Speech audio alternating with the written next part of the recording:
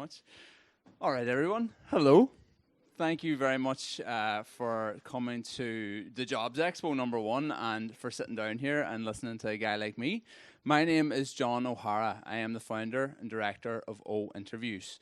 I've made it my job to help people prepare for interviews for jobs that they love. And I've made it my job to help people make really beautiful CVs that stand out and I suppose help them stand out for from their competition. And I want to talk to you today about how you can gain a competitive advantage using LinkedIn. How many people here actually have a LinkedIn account? Most people. Yeah. Okay, you can leave. No. Look, many of us do, but I find that it's a very small percentage here. And I don't want to make assumptions, but in general, most people are not using it to its full potential. And I'm here to help you do that, okay? So, first things first, a little bit about me. My name is John O'Hara, as I was saying, and I actually have a fairly varied background. I actually started out my career as a psychiatric nurse. I studied for 4 years and graduated, and I might be the only psychiatric nurse in Ireland who's actually never worked a day as a psychiatric nurse. I graduated, hopped on a plane to Canada, and for one reason or another, it just took me in a total different direction. While I was waiting on my registration to come through for nursing out in Canada, I took an entry-level sales job at Apple. Just something to help me buy a pint on a Friday night, keep the lights on. And what I didn't expect is that I would absolutely love it. So, much to my mother's absolute despair, I decided I was going to stick it out at Apple, study a master's in leadership and human resource management, and I haven't looked back. Since coming back to Ireland, I've worked as a careers coach, or a careers guidance counsellor rather, at a university. I've worked in export advice, I've worked in business advice, and now I do this. So it's great to be here. So, why LinkedIn? LinkedIn is an incredibly powerful networking tool if you know how to use it. It can give you an advantage in your career or your job search that many people, your competitors included, will not have. If you're a job seeker, LinkedIn is a powerful networking tool. It can help you find and connect with professionals in your industry or your target industry and build relationships, expand your network, and give you opportunities that you wouldn't have had otherwise. Not only that, as a job seeker, you can actually use LinkedIn to research trends in your target industry, see what's important to the decision makers and the influencers within your target organization, and use that information to your advantage. You can use LinkedIn to share your knowledge, your expertise, and I suppose establish your own personal brand, become a thought leader, and I don't say influencer in the way that we all interpret it these days, but influence your network in a way that adds value to them and adds value to you. And finally, you can use it to grow your career, discover job opportunities, get career advice, and stay up to date on industry trends. Now, I'm about to throw a whole load of numbers at you, and I found these numbers on the internet, so it must be true, okay? 900 million people use LinkedIn every day. I believe it's 70 million applications are made per week for new jobs, and I believe that works down to 9 every second. Now, you know what? Don't fact check me there, but it's a lot. The truth is it's a lot of people that use LinkedIn, and people are using it very effectively, and you should too. A lot of recruiters, 75% to be specific, use LinkedIn to screen and to hire candidates. The old days of just dropping your CV in the post box, or walking into the store or walking into the office and presenting your CV, they're well behind us. Recruiters will use your LinkedIn profile to get a feeling of who you are, your skills, and whether you're going to be a valuable addition to their organization. So it's important to get it right. I'm going to talk to you today about 3 Ps, my 3 Ps for success on LinkedIn. Those 3 Ps are profile, presence, and persistence. And if you can take these 3 Ps and take nuggets of what I tell you today and use this on your own profiles, not only, I suppose today, you're not going to leave today and just do it and it's going to be done, but I suppose implement daily habits that will allow you to grow your presence and grow your profile on LinkedIn, you will not regret it. So let's dive in. Profile. Oh, give it away. If you click on my profile today, what's the first thing you're going to see? What's the first thing your eyes are going to fall on? Picture. Okay, yeah. Okay, easy question. So anyone, recruiters, influencers, the people you want to target on the network, before they read your name, before they look at your banner, before they scroll down to your about section and your experience and your academia, etc., they're going to get an idea of what you look like. And as human beings, I hate to say it, we can be shallow. We can cast judgments on people, perhaps unfairly, based on what they look like, based on how they choose to present themselves. So it's important that we present ourselves in a manner that reflects our professional values and I suppose gives the right impression. So a few things to consider whenever you are choosing your own profile picture. Choose a high quality headshot. Now, I'm not saying you need to go out down to your local wedding photographer and say, can you take a LinkedIn profile picture for me? Your phone will do a great job. Unless you're sporting one of those old Nokias without the cameras, your phone will do a good job, okay? Dress appropriately. Wear clothing that is appropriate for the industry that you're targeting. Note that I haven't actually said professionally. Not everyone needs to wear a suit. Let's just say I'm a freelancer, maybe in graphic design, and my target audience is perhaps traditionally a more casual audience. But if I wear a suit, I'm not really presenting myself in a manner that's appealing to them. So consider who your audience is and dress to impress for them. And then avoid distractions. Keep the background of the photo simple, free of distractions. We'll get into what that looks like now. I have a few examples here of what not to do. This is my personal favorite because I see it all the time. I call this guy Grip Shot Greg. Greg is out in Ibiza with the lads. And he, after his trip, he was scrolling through the phone and he found a group picture. And he says, gosh, I look good in that picture there. I'm going to put that up on LinkedIn. I have the sunglasses, the suit, happy days. Well, I can tell you now, it's a no-go for your LinkedIn profile picture. The group shot, the one where your mate's shoulder's in the corner and you've cropped it out, it does not reflect the professional values and I suppose personal values that you want to put forward, and it's something to avoid at all costs.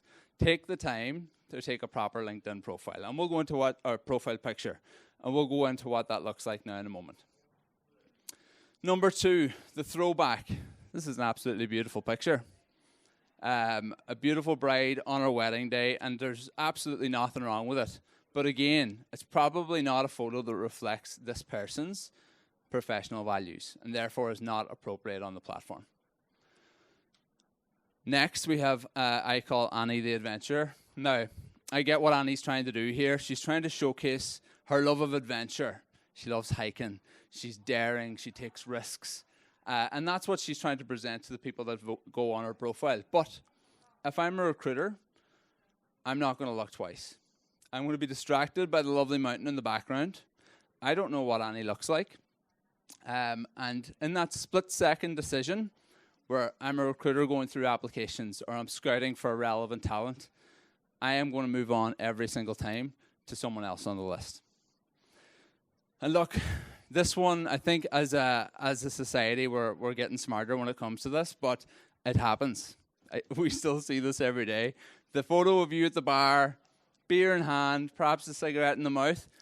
Go on LinkedIn this evening and see what you can find. They exist. They're there. It almost doesn't need to be said, but just in case, that's an absolute no-go in nearly 100% of cases. Here's a few examples of what you should do. Head and shoulder image. Your shoulders, your head are taking up 60% of the shot.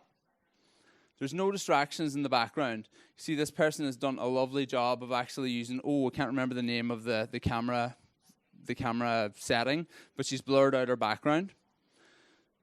You'll notice this guy here, he's not wearing the suit, but again, he could be that freelancer. He doesn't necessarily need to dress up in that suit and tie if his target audience doesn't find that particular approach important or relatable, we'll say. And then we want to use a high quality image. Okay, any questions about the profile picture? I will speed up, but it is important, so that's why I spent so long there. I'm going to move on here to your LinkedIn banner. Now, your LinkedIn banner is that little piece of digital real estate that sits atop of your LinkedIn profile. Excuse me.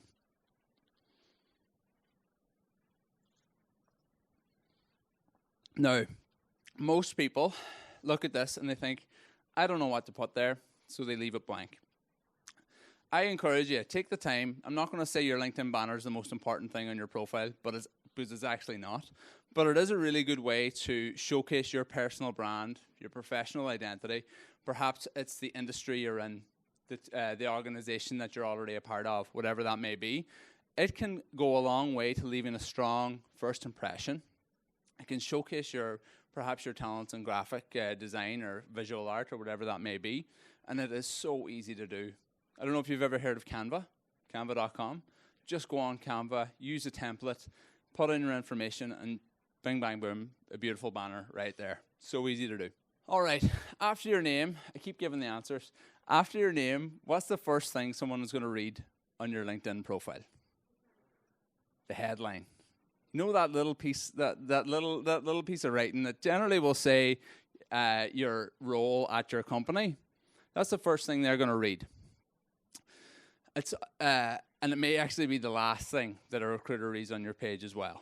It is often what a recruiter will look like, and perhaps will cause them to scroll on and learn more, or will cause them to move on to the next candidate. Consider your headline as your elevator pitch. It should be a snapshot of your skills, your experience, and your career goals. And be specific. Include keywords that are relevant to you, relevant to your industry, relevant to the recruiters or the people that you're trying to connect with on the platform. And be brave here. Be bold. It will go a long way. I'm going to show you some examples of what this looks like. Normally, let's just say this person up here works at Microsoft. LinkedIn will auto-generate his headline to be B2B sales rep at Microsoft. And that's fine. If I click on that profile, I know their role and what they've done. But they've missed an opportunity here to absolutely hit the ground running and to floor that recruiter with relevant information regarding their career goals, regarding their performance. So instead of saying B2B sales rep at Microsoft, this person could say B2B inside sales rep, 1.4 million generated in 2022. Now, if I'm a recruiter and I'm looking to hire a salesperson, already I know that this fellow has sold 1.4 million worth of product. I want him to sell 1.4 million worth of my product. Let's learn more. I'm going to click on, I'm going to read. Let's just say another example, digital ads manager. 5 years experience managing 6-figure ad budgets. In only 1, 2, 3, 4, 5, 6, 7, 8 words, this person has communicated the depth and breadth of their experience. And it's not going to be relevant to everyone. It doesn't need to be relevant to everyone. But it is eye-catching to that target audience that she's aiming for. Does that make sense? Okay, lovely. Okay, so I'm actually going to scrunch these next 3 sections together just for the sake of time. Your about section, your experience section, and your academic section, or your education section rather. Now, there's a few key themes here that are important through all 3 of these sections. And the first of which is intent. You're not going to be able to write a LinkedIn page that appeals to everyone. You're not going to write the about section that's going to bring anyone that clicks on your page to tears because it's so poetic, you know? It doesn't work like that. What you want to do is write an about section, an experience section, and an education section that appeals directly to your target audience. So, for example, I am, let's just say, a career coach. My target audience is you. So you can be sure that in my about section, my experience section, my education section, that I have packed those sections full of experiences that are relevant to you. My time as human resources manager at Apple. My time as a careers guidance counsellor at a university. My time perhaps speaking at these Jobs Expos. Things that I suppose give credit and give a level of depth to my experience. But you can be also sure that there's a lot of things that I've done in my career that are not relevant to you. So, for example, has any of you ever been to an Apple store? Yeah? Have you ever been to the Genius Bar? Well, prepare yourselves. I was the Genius Bar manager. Now, if there is anyone more undeserving of the title of genius, it is me, especially when it comes to technical repairs. I spent my days dealing with angry customers who dropped their iPhones down the toilet and didn't buy the Apple Care. Is that relevant to you? Absolutely not. So the moral of this story is always buy Apple Care and pack these sections full of experiences that are relevant. Anything that's not relevant, don't give it the spotlight or don't include it at all. Make sense? Okay, beautiful. And then finally, our skills section, okay? I have a love-hate relationship with skills sections on CVs. You know, people can write down their skills and yeah, that's fine, but prove it, you know. But skill sections on LinkedIn are actually a very useful tool to increase your discoverability on the platform. Now, if I'm a software engineer and I'm looking to get a job in software engineering in one of these lovely Dublin companies, then I want to make myself as discoverable as possible on this platform to recruiters. So I'll pack my skills section full of relevant skills. So HTML, that's as far as my software engineering knowledge goes. But lots of those fancy skills that software engineers need, I'm going to pack that section full because recruiters are actually searching for people in specific areas with those specific skills. So it increases your discoverability. Lovely. And that's it. Profile picture, banner, headline, our about, experience, and education section, and skills. Now, I would love to say to you, leave here today, sort this out, and job done. You're going to move into the career of your dreams tomorrow. But the reality is any schmuck can do this. Anyone can go home, make a lovely LinkedIn profile, and leave it at that. But it's the next P where the 1% begins to separate from the 99, okay? And that's building your presence on the platform. Building your presence on LinkedIn, connecting with relevant targets, relevant people, and growing your influence among your network. So, let's dive in.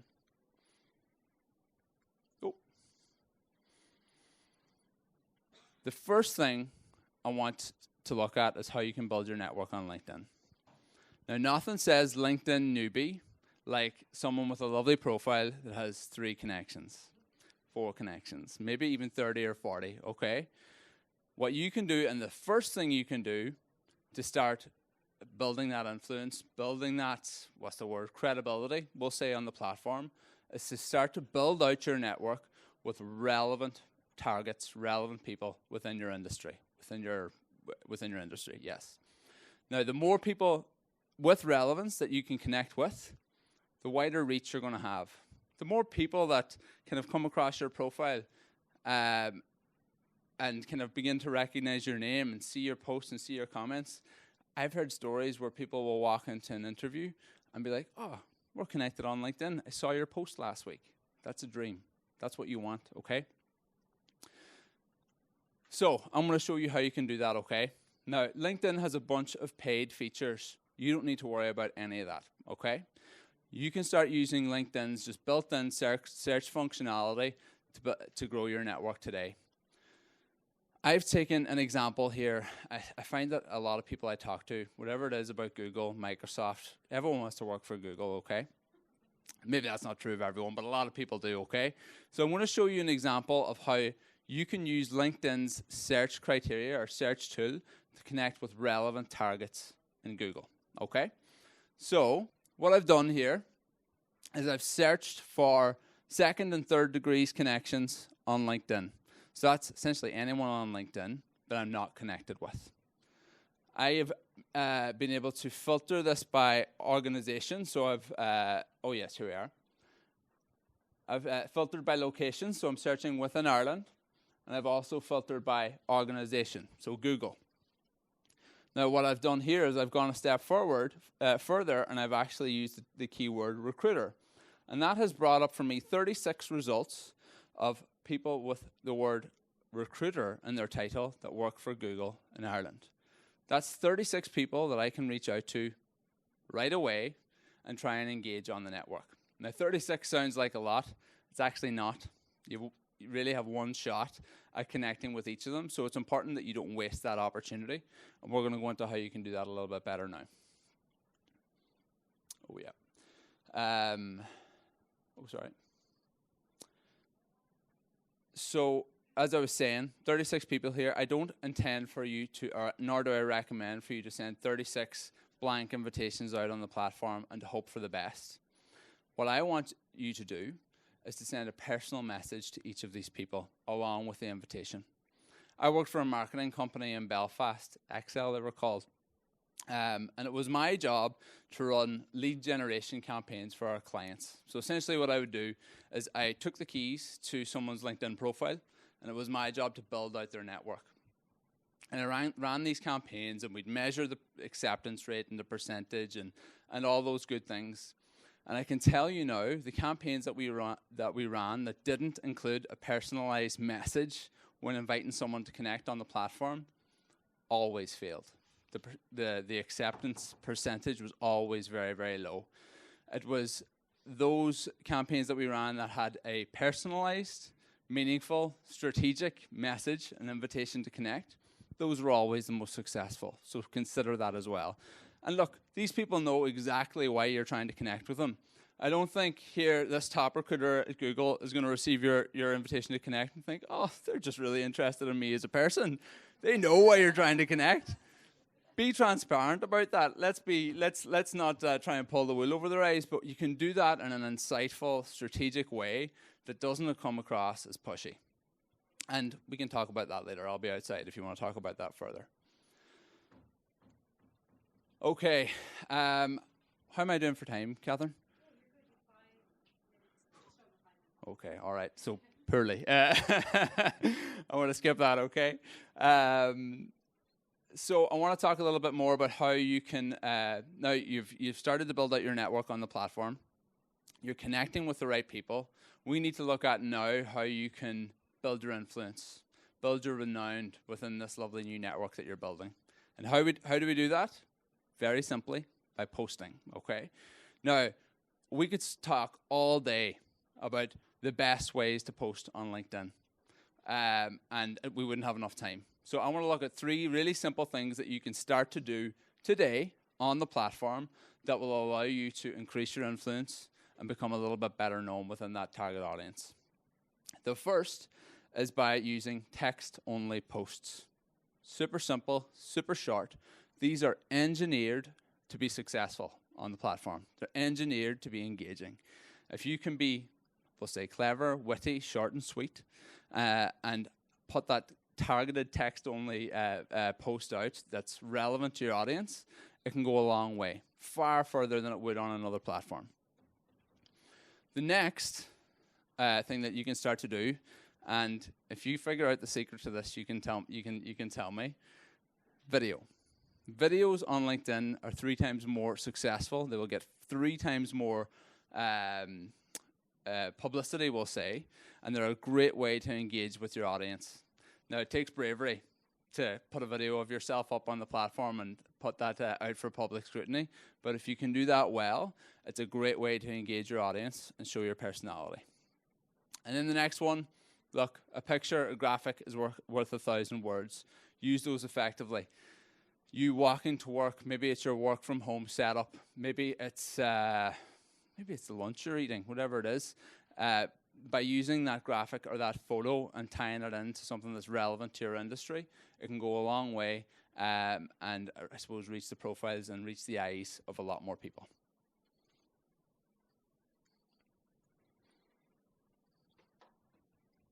Okay, the one thing I suppose I want to encourage you to do whenever we're talking about creating content and putting it out there, and the only thing that's really important when it comes to that is asking yourself the question, is it relevant? If you're posting content that is not relevant to the industry that you're in, relevant to the recruiters that you're targeting, or relevant to the network that you have, then you're wasting your time. Constantly use the filter and ask yourself the question, is this important, or is this interesting rather to the people that I'm trying to target? And if it's not, leave it out. Another thing you can do is identify trends. You know, if you go on your LinkedIn profile now, scroll through, you'll see what some people are doing really, really well. And I'm not saying to copy their content, but I'm asking you to look at what they're doing and ask yourself, how can I use their method around my message? What can you learn from them and adopt yourself that's doing really well, and that'll help you get a little bit more additional reach within your target audience? And then, look, I'm a perfectionist. Whenever it comes to posting on LinkedIn, and I'm a little bit ashamed because if you go on my LinkedIn profile now, you'll be like, John, you need to practice what you preach. Why aren't you posting more regularly? And you're right, I'm a hypocrite. No, I'm a perfectionist. I will rarely post something on the platform that I don't know will absolutely be successful. I'll go back here to this image. This is the last Instagram post that I made, 12th April 2021. I'm on that platform every single day, 30 minutes a day, I think it is, and I don't post because I suppose I wait for that perfect post. I wait for that, you know, that moment of inspiration to strike, when in reality, the moment of inspiration rarely comes. And LinkedIn's exactly the same. The way to get better at posting on LinkedIn is just to post. Start today, start now. Don't worry about it not being perfect. If it's not perfect, you'll learn, you'll understand, and you'll do it better the next time, okay? I'll finish up now, okay? But one of my favorite books is Atomic Habits. John was in here, and I nearly started, whenever the question came up about his favorite books, I was like, Atomic Habits! It is an incredible book, okay? And it's something I highly recommend. But James Clear, the author, he talks about how it's easy to get bogged down trying to find the optimal plan for change, the fastest way to lose weight, the best program to build muscle, the perfect idea for a side hustle. We're so focused on figuring out the best approach that we never get around to taking action, and I am guilty of that. So, the best is the enemy of the good in this case.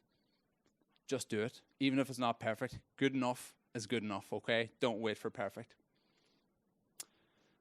What I will do, because I believe I'm out of time, I have created a plan here that each of you can look at, and it's essentially an engagement strategy. Very, very quickly, it'll allow you to develop a daily habit of engaging your network. 3 likes, 2 comments every single day, 2 minutes of your time, easy peasy. Develop a daily habit of expanding your network. Send 5 invitations a day, 5 personalized messages, 5 invitations, easy peasy, 5 minutes of your time, okay? Develop a weekly habit of posting original content. Now, if you can stretch this to 2 posts per week, you're doing really well, okay?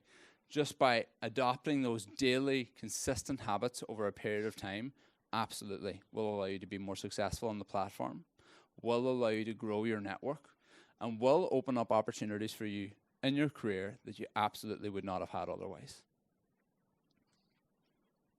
Persistence, that's the 3rd P.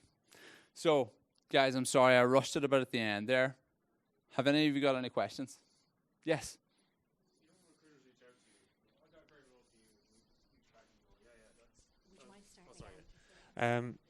You know, when a recruiter reaches out to you and says, I have a great role, you might be a good candidate, and you reply back saying, oh, that sounds great, tell me more, and then they ghost you, to use that term.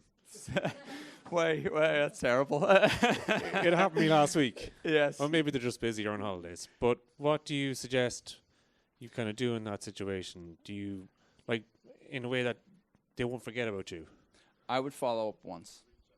I would follow up once. You know, if you respond and then they don't get back to you, let's just say after a week, I would follow up once more. I wouldn't recommend that you be the person that burns the bridges is wrong, but comes off as over-eager in the instance when they're not responding. They're not responding. We will never know why, but if there's one thing that is absolutely true for LinkedIn and for life, is that you'll face rejection. And I probably should have said that sooner in this talk. You will absolutely face rejection. Don't get caught up in it. You know, it's disappointing when someone reaches out to you, especially. It's one thing when you reach out to them and they don't respond, but when they reach out to you, that's another level of hurt indeed. Look, I would say follow up with them once, and if they don't get back, I would take that as a message to just move on. Yeah. Okay, thank you.